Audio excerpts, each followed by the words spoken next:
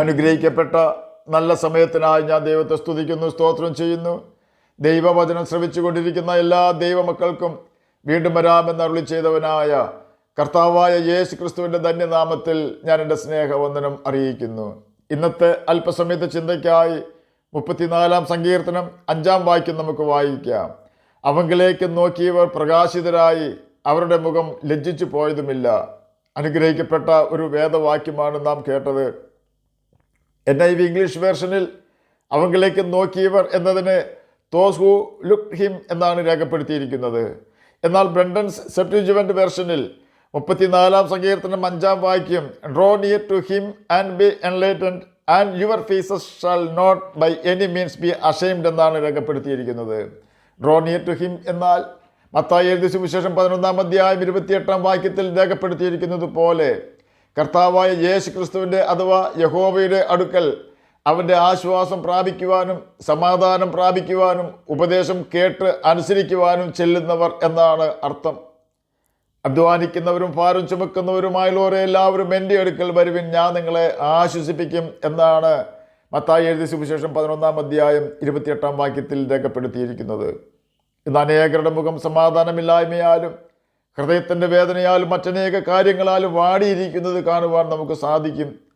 അധ്വാനിക്കുന്നവരും ഭാരം ചുമക്കുന്നവരും എന്ന് നാം വായിച്ചു കേട്ടതിനർത്ഥം ഈ ഭൂമിയിൽ അധ്വാനത്തെക്കുറിച്ചോ നാം ചെയ്യുന്ന ജോലിയെക്കുറിച്ചോ അല്ല യേശു പറഞ്ഞത്. പിന്നെയോ സമാധാനത്തിനും ഹൃദയ സന്തോഷത്തിനും പാപക്ഷമിക്കുമായുള്ള നമ്മുടെ അന്വേഷണമാകുന്ന അധ്വാനവും അനേക ഇസങ്ങളും പ്രസ്ഥാനങ്ങളും നമ്മുടെ മേൽ ചുമത്തുന്ന ചടങ്ങുകളും അനുഷ്ഠാനങ്ങളും ആചാരങ്ങളുമാകുന്ന ഭാരങ്ങളുമാകുന്നു. അത് പാപമോചനത്തിനായും ഹൃദയസമാധാനത്തിനായും യഥാർത്ഥ ഹൃദയ സന്തോഷത്തിനായും നിങ്ങൾ എൻ്റെ അടുക്കൽ വരൂ എന്നാണ് മത്തായി എഴുതിയ സുവിശേഷം 11 അധ്യായം 29 30 വാക്യങ്ങളിൽ വ്യക്തമാക്കിയിരിക്കുന്നത്. ഞാൻ സൗമ്യതയും താഴ്മയുമുള്ളവനാകിയാൽ എൻ്റെ നുകം ഏറ്റുകൊണ്ട് എന്നോട് പഠിപ്പിൻ, എന്നാൽ നിങ്ങളുടെ ആത്മാക്കൾക്ക് ആശ്വാസം കണ്ടെത്തും. എൻ്റെ നുകം മൃദുവും എൻ്റെ ചുമട് ലഘുവുമാകുന്നു. യേശു പറയുന്ന വാക്കുകൾ നാം ശ്രദ്ധിക്കണം. ഞാൻ സൗമ്യതയും താഴ്മയുമുള്ളവനാണെന്ന് ഒന്നാമതായി യേശു നമ്മെ പഠിപ്പിക്കുകയാണ്. യേശുവിൽ നിന്നും എന്തെങ്കിലും പഠിക്കുവാൻ നാം ആഗ്രഹിക്കുന്നുണ്ടെങ്കിൽ യേശുവിൻ്റെ താഴ്മയും സൗമ്യതയും ആദ്യം നാം പഠിക്കേണ്ടി വരും. എന്നാൽ മാത്രമേ യേശുവിൽ നിന്നും തുടർ പഠനം സാധ്യമാകൂ. ഭൂമിയിൽ അനേക ശക്തന്മാർ ആയുധങ്ങളും ആറ്റം ബോംബുകളും പിടിച്ചുകൊണ്ട് സമാധാനത്തിനായി മുറവിളി കൂട്ടുമ്പോൾ യേശു ഒരു ആയുധവും എടുക്കാതെ തൻ്റെ ശിഷ്യന്മാരെ ആയുധം നിലത്ത് വയ്ക്കുവാൻ കൽപ്പിക്കുകയാണ് ചെയ്തത്. സമാധാനപ്രഭുവായ കർത്താവായ യേശു ക്രിസ്തുവിന് ജനഹൃദയങ്ങളെ സ്വാധീനിക്കുവാൻ കഴിഞ്ഞതിന് പ്രധാന കാരണം അവൻ്റെ സൗമ്യതയും താഴ്മയുമായിരുന്നു. എത്ര ക്രുദ്ധിച്ച് നിൽക്കുന്ന വ്യക്തിയോടും സൗമ്യമായി 2 അക്ഷരം പറയാമെങ്കിൽ അവർ നമ്മോട് കോപിച്ചതിനെ മാപ്പ് ചോദിക്കാതിരിക്കുകയില്ല എന്നത് വാസ്തവമാണ്. തന്നെ കരുണ കൂടാതെ ഒറ്റിക്കൊടുത്ത യൂദായെ നോക്കി യേശു വിളിച്ചത് സ്നേഹിത എന്നാണ്. നമ്മ യേശുവിൻ്റെ അടുക്കൽ ചെന്നാൽ നിശ്ചയമായും നമുക്ക് അവൻ്റെ സൗമ്യതയും താഴ്മയും ലഭ്യമാകും. അതിനുശേഷമാണ് നമ്മെ യേശു പഠിപ്പിക്കുവാൻ തുടങ്ങുന്നത്. അതിനായി നാം ചെയ്യേണ്ടത് യേശുവിനെ ആശ്രയിക്കുക എന്നതാണ്. ആശ്രയിക്കുക എന്നാൽ വിശ്വസിക്കുക, അഭയം പ്രാപിക്കുക, അനുസരിക്കുക എന്നെല്ലാം അർത്ഥമുണ്ട്. തൻ്റെ അടുക്കൽ സൗഖ്യത്തിനായി വന്ന വ്യക്തികളോട് യേശു ചോദിച്ചത് എനിക്കിത് ചെയ്യുവാൻ കഴിയുമെന്ന് നീ വിശ്വസിക്കുന്നുവോ എന്നാണ്. യേശുവിൽ വിശ്വസിക്കുന്നവന് യേശു ചെയ്ത അത്ഭുതങ്ങളെക്കാൾ വലിയ അത്ഭുതങ്ങൾ ചെയ്യുവാൻ യേശു തന്നെ ശക്തി കൊടുക്കും എന്ന് യേശു പഠിപ്പിച്ചിട്ടുണ്ട്. ഇതൊന്നും ഓർക്കുകയോ പരിശീലിക്കുകയോ ചെയ്യാതെ ഇന്നും ചെറിയ കാര്യങ്ങൾക്ക് പോലും അവിശ്വാസത്തിൻ്റെ വാക്കുകൾ പറഞ്ഞ് യേശുവിനെ കരയിപ്പിക്കുന്ന അനേകരുണ്ട്. മാർത്തയും മറിയും അവിശ്വാസത്തിൻ്റെ വാക്കുകൾ പറഞ്ഞപ്പോഴാണ് കർത്താവായ യേശു ക്രിസ്തു കണ്ണുനീർ വാർത്തതെന്ന് ചിന്തിക്കുന്നതിൽ തെറ്റില്ല എന്നാണ് എൻ്റെ വ്യക്തിപരമായ അഭിപ്രായം. ഓർക്കുക, തൻ്റെ ശിഷ്യന്മാർ യേശുവിൽ വിശ്വസിക്കുമ്പോൾ യേശു സന്തോഷിക്കുമെങ്കിൽ ശിഷ്യന്മാർ യേശുവിനെ അവിശ്വസിച്ചാൽ യേശു കരയുക തന്നെ ചെയ്യും. ദൈവാത്മാവിനെ ദുഃഖിപ്പിക്കരുതെന്ന് ദൈവവചനത്തിൽ രേഖപ്പെടുത്തിയിരിക്കുന്നത് നാം എപ്പോഴും ഓർക്കണം. നാം പാപം ചെയ്താൽ ദൈവാത്മാവ് ദുഃഖിക്കും. അതുപോലെ തന്നെ നാം യേശുവിനെ വിശ്വസിച്ചില്ലെങ്കിലും ദൈവാത്മാവ് ദുഃഖിക്കും. വിശ്വാസത്തിൽ നിന്നുത്ഭവിക്കാത്തതൊക്കെയും പാപമാകുന്നു എന്ന് ബൈബിൾ നമ്മെ പഠിപ്പിക്കുന്നു. റോമർക്ക് എഴുതിയ ലേഖനം 14 അധ്യായം 23 വാക്യത്തിൻ്റെ അവസാന ഭാഗത്താണ് ഇത് രേഖപ്പെടുത്തിയിരിക്കുന്നത്.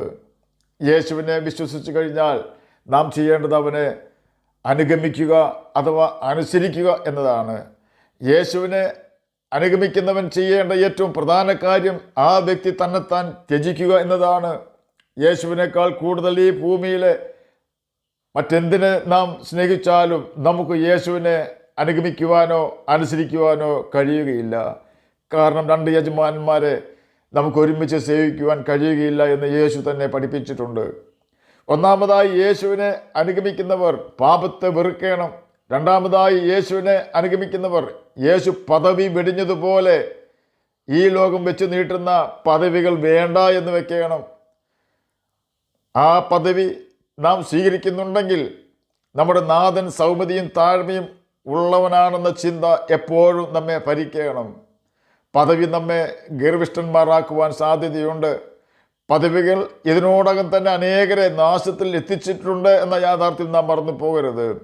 പദവികളുള്ളപ്പോഴുള്ള ആരാധകർ ആരും പദവി ഇല്ലാത്തപ്പോൾ നമുക്കുണ്ടാവുകയില്ല എന്നത് നാം എപ്പോഴും ഓർക്കണം എന്ന് ലോകത്തിലുള്ള അനേക നേതാക്കന്മാർ വാക്കും ഭാഷണവും കൂടാതെ നമ്മെ പഠിപ്പിക്കുന്നുണ്ട്.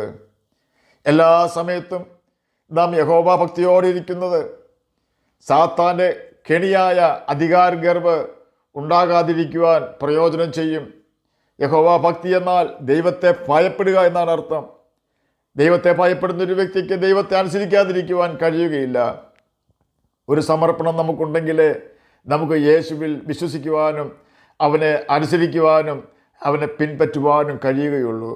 ഇത്രയും കാര്യങ്ങൾ നമ്മുടെ ഭാഗത്തു നിന്നും നാം ചെയ്തു കഴിഞ്ഞാൽ യേശു നമ്മെ പണിയുവാൻ തുടങ്ങും.